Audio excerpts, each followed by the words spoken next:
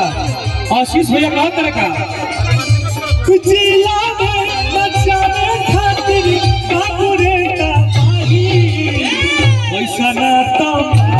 चाहिए वैसा ना तो चाहिए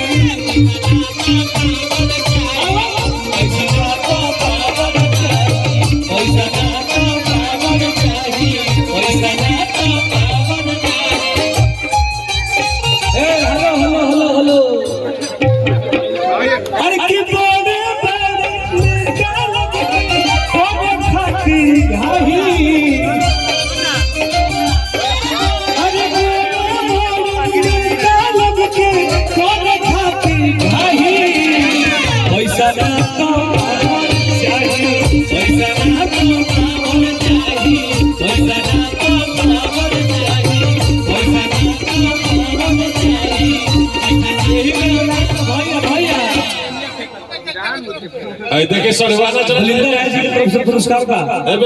आशीष भैया आशीष जी सड़वाना देखिए चले आप लिखे अरे की बस में करे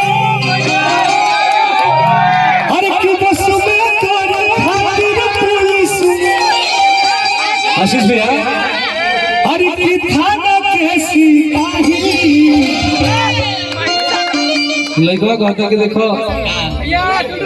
अरे की बस में खातिर पुलिस थाना के सिपाही अरे बस में खातिर पुलिस थाना के सिपाही पैसा ना तो पावर चाहिए पैसा ना तो पावर चाहिए पैसा ना तो पावर चाहिए पैसा और आज से